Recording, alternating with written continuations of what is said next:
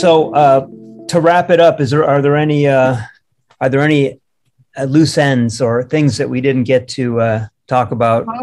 I just want to quickly add back to the sad topic of war in Ukraine. So the way I see, Russian plan failed.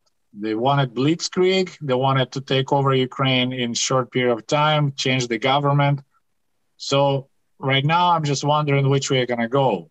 Is it going to go the way like Finland, then they lost territory, and it's going to go the way that Russia actually, there'll be a blowback and Russia going to shatter and fall apart. So that's kind of what I'm right now really watching what's going on. And of course, my family is still in Ukraine. My mother is in occupied territory right now. So that adds a lot of stress. And my, brother and my father right in Kiev. So that's what right now is really scary. I'm hoping for. Go ahead, Vladan. I really feel you, Sergei. I've been in a war myself, and I feel the pain. I had a conversation yesterday with my colleagues in Kiev, and I was like this during the whole Zoom call. I was not able to concentrate. And just to tell you, I'm hoping for a second Maidan in Belarus, in Minsk, and for a third Maidan in Moscow. Yeah, that would be great. You said Maidan? Yeah, well, it's like a revolution, pretty much. People uprising. It's the area in Ukraine that's called Maidan, which means like a square, like right. Square. In Ukraine, it's Maidan, and that's what was happening. So that became like a word for people's uprising against oppressive government. You have a Maidan. Yeah, because I remember Zelensky talked about Freedom Square. That every town will have a. Yeah, he said that every town would have a Freedom Square at the end of this war. And I just think when I see them protesting the occupation in some of these cities, I just think how courageous. Any one of them could be detained or shot. And just so I've never felt such intense emotion as when I was at the rally here in Sacramento. The first weekend, I think, after the war started, it was on that Sunday. And there's a Slavic population here of about 70,000. I think there were several thousand at the rally, but 70,000, half of which are probably Ukrainian, I think. It's a big population here. And just being there and hearing the music and hearing the prayers, it was a very religious group. It was filled with so much emotion. There is some... I've never seen this country as united on one side of a war as this one. Right. Yeah, that's good news. I mean, there is still hope then. Yeah, and had I known that your family was still there, I probably would have approached this conversation differently. I just hope the best, I keep it like two parallel because I still have to function here, do my work. Everyday thing. So it's I check with my family, make sure okay, and then I'm back to what I'm doing here. Yeah. Well, so finally, what would because I've talked to I talked to a Marine, a retired Marine who wants to go fight, and I've talked to others who don't know really they don't really feel like there's anything that they can do. But when I talk to Vladan, we think that this is an information war going on here. We can help by giving people the correct information and spreading the word. Yeah. What do you think? What do you think is the best thing that anybody can do?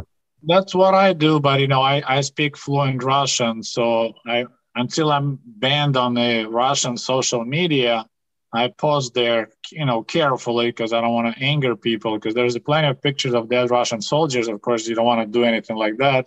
But I'll post some kind of like, hey, this war is not going really well for Putin, so.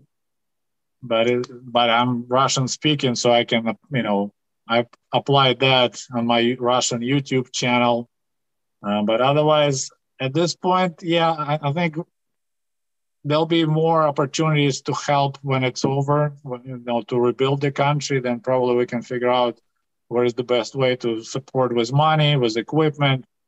But yeah, currently it's honestly just if anybody says anything, supporting Putin, then definitely needs to have a conversation and find out why and explain, that he is actually a criminal, that kind of danger for pretty much for the whole world, because, he's really close to that red button. So. Yeah, well, it'll come down to some good negotiating skills. He's going to get something out of it. They're trying to give him an easy way out. Here you can have this or this. You can have, we won't attack Crimea. You can keep that. Or Ukraine will be a part of the EU, but not be a member of NATO. Or, you can have this part of the territory, but not this. It's going to come down to that. I said, I had impression that if you don't make Russian bear angry, he will stay in his woods, but I was totally wrong. I don't know what is the English word. In Russian, they're called medved shatun. So, bears go to hibernation in the winter, right? But some bears wake up in the middle of winter. They're hungry, they're starving, and it's the most dangerous bear. It will attack anything. What I see Russia under Putin is medved shatun, is that hungry bear. You can't satisfy him. You give him a Crimea, he'll eat it and he will want more, because that's kind of like it's their mission. He put himself on this mission to rebuilding the great Russia. It's not about protecting Russian-speaking population, all that blah, blah, blah. It's not about NATO. It's about restoring this great Russia, and that bear won't stop until he gets it. Well, so that suggests to me that you do the opposite, which is what we did. As much as I didn't agree with Ronald Reagan, maybe back then, you overwhelmed them with force and with money and with weapon systems and with rhetoric, and you appear powerful, because the bear will run away if you look either crazy or large or both. It's, I don't know how to restore democratic institutions in Russia, because the West let it being destroyed in the last 20 years. I mean, we will watch how he destroyed everything, independent media, any opponents, any journalists. I mean, there's so many people get killed and nothing came out of it. So it's a big challenge, but that bear won't stop. You can't please him. It has his eyes on Moldova, on Ukraine, on Baltic states. Until it became great Russia again, it will never stop. So that's my opinion. It's changed me, turned me 180, because I was let's not make it angry, but that bear it was just a question of time. Clock was ticking. When bear felt strong enough, they went for it. So. Wow. I don't know where to go from there, other than to just thank you for your time. And hopefully we have like a little discussion when I turn off the recording button, because I have some things to talk to you guys about really quickly. But Sergei, I wish you the best, and especially on your YouTube channel and with your family. And Vladan, same to you. You're back in Sweden. You're safe for now.